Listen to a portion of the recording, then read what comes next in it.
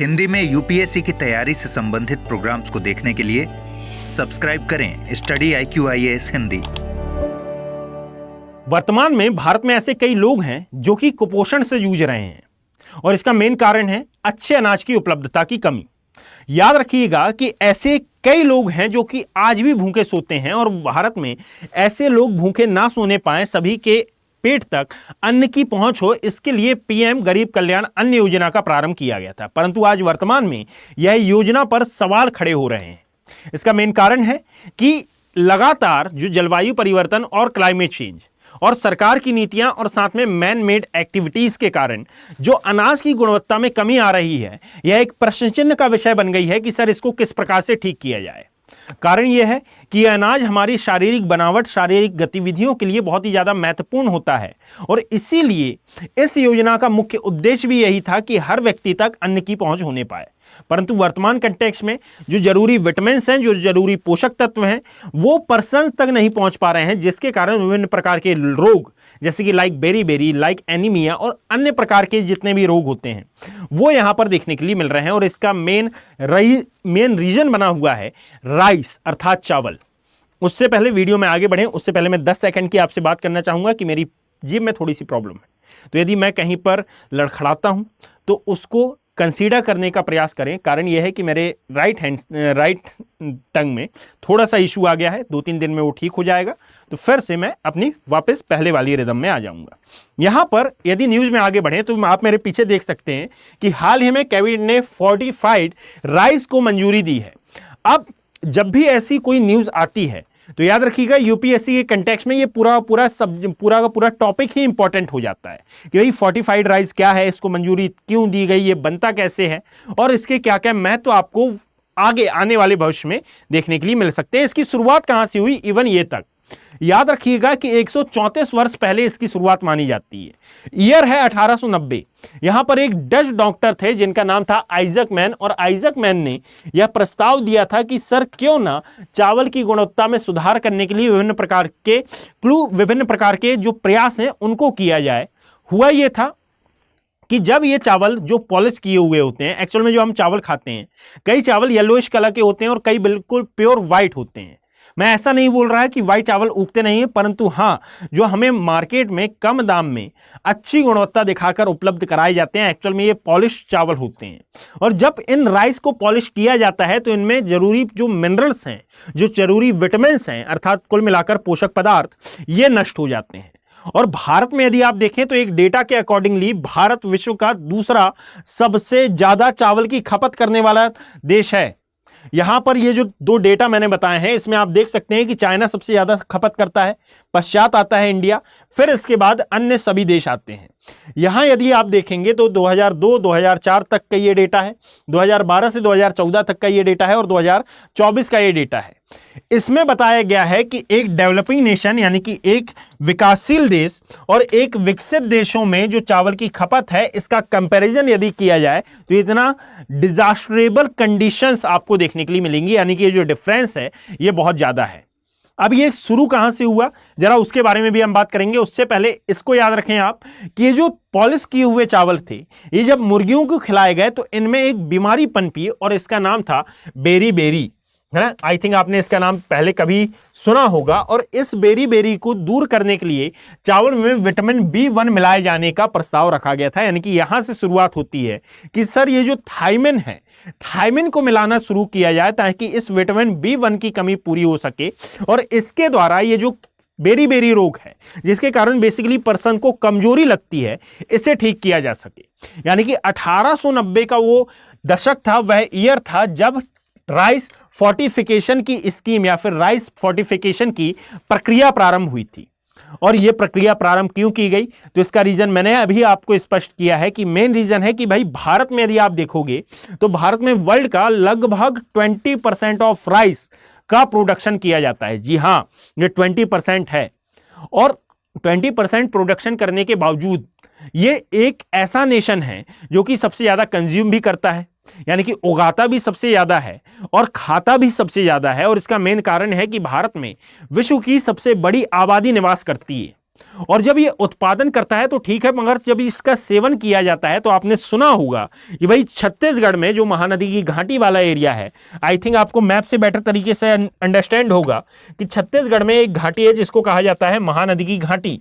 इस वाले क्षेत्र में राइस का प्रोडक्शन किया जाता है। यदि आप इसी से आगे बढ़ते हैं तो आप पाएंगे कि जो साउथ इंडिया वाला एरिया है वहां पर भी चावल का भरपूर सेवन किया जाता है। अब एक आवश्यक बात यह कि चावल मतलब कि वो चावल नहीं जिसको हम चावल मानते हैं, भाई चावल भी हो सकता है और इसके सह उत्पाद भी आपको देखने के लिए मिल सकते हैं। तो जब आप भारत का मैप देखते हैं तो नॉर्थ इंडिया में उतना चावल का सेवन नहीं किया जाता, पर अलग अलग एरिया ऐसे हैं जैसे कि नॉर्थ ईस्ट हो गया, मध्य भारत वाले कई सेक्शन हो गए, दक्षिण भारत वाला एरिया हो गया, यहां पर चावल मेन फूड है। एज अ मेन फूड चावल का सेवन किया जाता है। और ऐसा हो जाता है तो फिर आप पाएंगे कि धीरे धीरे धीरे धीरे चावल की गुणवत्ता जो लगातार कम हो रही है, इन्हीं क्षेत्रों में अन्य प्रकार की बीमारियां जैसे जल्दी थकान, कई इलाकों में शुगर, कई इलाकों में बेरी बेरी रोग, कई इलाकों में एनीमिया, ये विभिन्न प्रकार की बीमारियां यहां पर फैल रही हैं। अब ये तो बात हुई जनरल की, परंतु वे लोग जो कि इस पीएम गरीब जन कल्याण योजना अन्य योजना के भाग हैं, वो ये जो जिस चावल का सेवन कर रहे हैं, एक्चुअल में इसकी गुणवत्ता में कमी आने के कारण इन स्पेशल लोगों को वह जरूरी पोषक तत्व नहीं मिल पा रहे हैं जो कि एक मैन बॉडी के लिए या फिर एक ह्यूमन बॉडी के लिए आवश्यक होते हैं। भाई तो इसका एक इलाज निकल कर आता है कि भाई इसमें पॉलिशिंग कर दो ना, आप पॉलिशिंग कर कर इसको बेच दीजिए। ये राइस फोर्टिफिकेशन की क्या आवश्यकता है? आवश्यकता है, कारण यह है कि भाई जब आप राइस की पॉलिशिंग करते हैं या फिर इसकी मिलिंग करते हैं तो ये इसका डायरेक्ट इंपैक्ट ह्यूमन बॉडी पर होता है। हाँ, लंबे समय में होता है, परंतु लंबे समय में बहुत आपदाकारी प्रभाव आपको देखने के लिए मिलता है। तो कहा जाता है कि पॉलिशिंग और साथ में मिलिंग करना इसका कोई उपाय नहीं है। उपाय है तो आप इसको तुरंत की अवस्था में ठीक कर सकते हैं, परंतु आगे चलकर इसके लंबे समय अंतराल में जो रिजल्ट मिलेंगे ये बहुत ही ज्यादा दुष्परिणाम वाले होंगे, यानी कि यहां पर नेगेटिव इंपैक्ट्स आपको इसके देखने के लिए मिल सकते हैं। दैट इज वाई इसकी आवश्यकता पड़ गई है कि सर आप इसको अपनाएं। और फैसला लिए जाने के पीछे का मेन रीजन ये है भाई कि जो राष्ट्रीय खाद्य सुरक्षा अधिनियम 2013 है जिसके तहत इस योजना को शुरू किया गया, यहां पर आप याद रखें कि 3 लाख टन से अधिक चावल का यहां पर बंटवारा किया जाता है। 2022 में इवन आप देखेंगे कि 328 लाख टन चावल को फ्री ऑफ कॉस्ट सप्लाई किया गया था। और इतना चावल सप्लाई किए जाने के बावजूद आप पाते हैं कि एक स्पेसिफिक एरिया में या फिर एक स्पेसिफिक जनता में ये विभिन्न प्रकार के रोग दिखाई दे रहे हैं। तो ऐसे इन अन्न का सप्लाई करना क्या उचित है? और यदि उचित नहीं है तो सर इसके लिए कोई ना कोई कदम तो उठाया जाना चाहिए। और इसीलिए हाल ही में सरकार ने इस फर्टिफाइड चावल को मंजूरी दी है। अब ये होता क्या है, तो मैंने अभी जैसा आपको बताया है कि भाई चावल की गुणवत्ता लगातार घट रही है, तो ये जिस चावल में गुणवत्ता कम है उस चावल को लिया जाए, उस चावल को पीसा जाए, है ना, यानी कि इंडस्ट्री में ले जाया जाए, मिल में ले जाया जाए, वहां पर उस चावल को पीसा जाए। पीसे जाने के बाद जो इसमें आवश्यक पोषक पदार्थ हैं जैसे कि like iron, folic acid, vitamin B1, vitamin 12, vitamin B12, है ना, ये जिनकी भी आवश्यकता है उनको मिलाया जाए उस चावल में। और मिलाए जाने के बाद उसको कृत्रिम तरीके से वापस से चावल का शेप दिया जाए।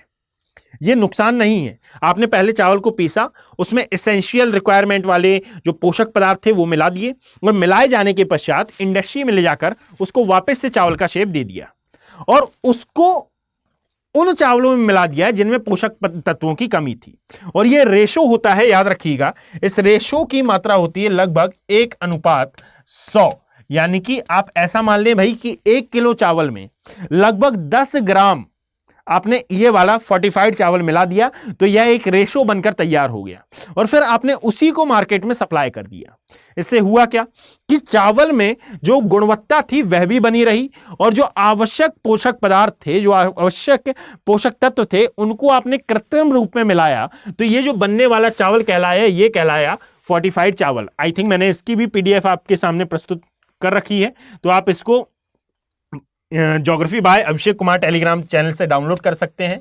ये आपके लिए पीडीएफ होती है ताकि आप इसको, कई लोग ऐसे होते हैं भाई कि करंट के नोट्स कैसे बनाएं, तो आप इसको बड़े ही इजी मैनर में समझ पाएं, इसलिए मैंने अपनी लैंग्वेज में ये नोट्स बनाए हुए हैं। तो आप इसको geography bye Abhishek Kumar Telegram channel से डाउनलोड कर सकते हैं। और यदि आपको किसी भी प्रकार की कोई भी इशू आता है, जैसे कि मैं इन पेड बैचेस से कैसे ज्वाइन हो सकता हूं, या फिर मैं आने वाला वीडियो आप किस टॉपिक पर चाहते हैं, ये सजेशन भी आप वहां पर दे सकते हैं। ये सजेशन मैं ऑलरेडी बता चुका हूं कि ये इनवाइट होते हैं। कारण ये है कि भाई कुछ टॉपिक ऐसे होते हैं जो हो सकता है कि मैं उन पर वीडियो बनाना जरूरी नहीं समझता हूं, परंतु हाँ, हो सकता है कि ये आपके लिए जरूरी हो। तो आप मुझे अवश्य बताएं कि आने वाला वीडियो आप किस टॉपिक पर चाहते हैं। अब वो कंपाइलेशन का टॉपिक भी हो सकता है, करंट का टॉपिक भी हो सकता है। बस इतना है कि ज्योग्राफी, एनवायरनमेंट, इकोलॉजी, इन सब्जेक्ट का ये टॉपिक होना चाहिए। Is that clear? तो यहां पर ये जो मैंने अभी बताया आपको, ये पूरी की पूरी थ्योरी मैंने यहां पर लिखी हुई है। अब जरा यहां पर हम डिस्कस करें कि सर यदि राइस फोर्टिफिकेशन इतना ही ज्यादा आवश्यक था तो इसको शुरू करने में इतना टाइम क्यों लगा? इसको क्यों अभी पहले ही शुरू नहीं कर दिया गया जब ये समस्या देखी जा रही थी? ऐसा तो नहीं है कि अचानक से समस्या प्रकट हो गई हो भाई। तो याद रखिएगा कि ये समस्या, बिल्कुल सोचना आपका सही है, परंतु महिलाओं और बच्चों में जो आजकल बढ़ता हुआ कुपोषण है और महिलाओं में जो अन्य प्रकार की समस्याएं हैं, ये जैसे जैसे जन्म ले रही हैं, जैसे कि महिलाओं में एनीमिया है ना, और साथ में यहां पर हर तीसरा बच्चा आपको कुपोषण का शिकार मिलेगा। मैंने अभी आपको बताया कि कितना ज्यादा चावल की हम खपत करते हैं, यहां पर आयरन की कमी है। 2 अरब से ज्यादा लोग इससे जूझ रहे हैं, आयरन की कमी से। एनीमिया, कमजोरी, थकान, चक्कर आना, सुस्ती, मातृ मृत्यु यानी कि बच्चा को जन्म देते समय जो माता जी की मृत्यु हो जाती है, मदर की मृत्यु हो जाती है, डेथ हो जाती है, ये मातृ मृत्यु दर में जो कमी, जो बढ़ोतरी हो रही है, इन सभी को देखते हुए, इनकी सभी की वर्तमान कंडीशन को देखते हुए यह फैसला लिया गया है। और इसी फैसले के तहत यह बताया गया है कि सर दिसंबर 2028 तक यह पूरा का पूरा तैयार हो जाएगा ढांचा, और इसको ऑफिशियली सप्लाई किया जाने लगेगा। अभी बोल जरूर रहे हैं कि मंजूरी मिल गई है, परंतु याद रखना फाइनल डिसीजन आना अभी बाकी है।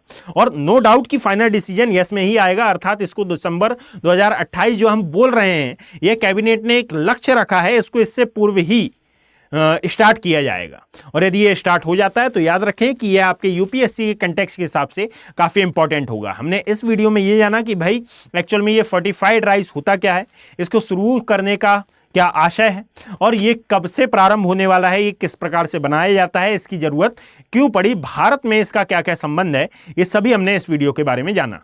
अब आप सभी के लिए एक इंपॉर्टेंट इंफॉर्मेशन, यदि आप 2027 की यूपीएससी एग्जाम की प्रिपरेशन कर रहे हैं तो आपके लिए स्टडी IQ IAS हिंदी के प्लेटफॉर्म पर ये P2Y बैचेस लॉन्च कर दिए गए हैं, जो कि प्रतिज्ञा प्लस बैच हैं, जिन बैचेस के अंतर्गत आपको फ्री ऑफ कॉस्ट तैयारी कराई जाती है।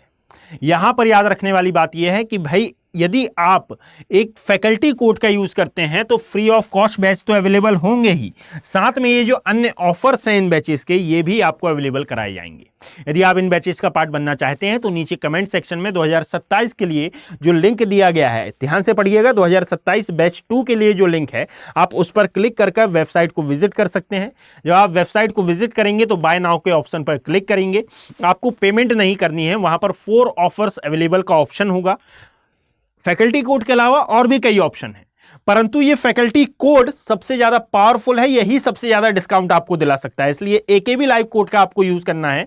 जब आप AKB लाइव कोड का यूज करेंगे तो 35,999 रुपीज में ये पूरा का पूरा कोर्स आपको प्राप्त होगा। और यदि आप प्री क्वालिफाई कर लेते हैं तो ये 35,999 ये तो रिफंड होंगे ही, साथ में 1 ईयर की वैलिडिटी भी एक्सटेंड कर दी जाएगी, और साथ में प्री और मेंस की तैयारी आपको फ्री ऑफ कॉस्ट कराई जाएगी। और मैं आपको दावा करता हूं कि यहां क्लास में जब मैं पढ़ाऊंगा तो वीकली होने वाले टेस्ट में मैं और कोई भी फैकल्टी यदि पढ़ाएंगे, और यदि आपने वाकई में अच्छे से रिवीजन किया है तो वीकली होने वाले जो टेस्ट हैं, इनमें आप यदि अच्छा परफॉर्म करते हैं, अर्थात फर्स्ट रैंक हासिल करते हैं, तो फर्स्ट रैंक हासिल किए जाने पर आपको प्रति हफ्ते 11,000 रुपए तक का एज अ मोटिवेशन प्राइज भी प्रोवाइड कराया जाएगा। यदि आप इन बैचेस से जुड़ना चाहते हैं तो दी गई प्रोसेस के अनुसार इसे फॉलो करें। धन्यवाद। हिंदी में यूपीएससी की तैयारी से संबंधित प्रोग्राम्स को देखने के लिए सब्सक्राइब करें स्टडी IQ IAS हिंदी।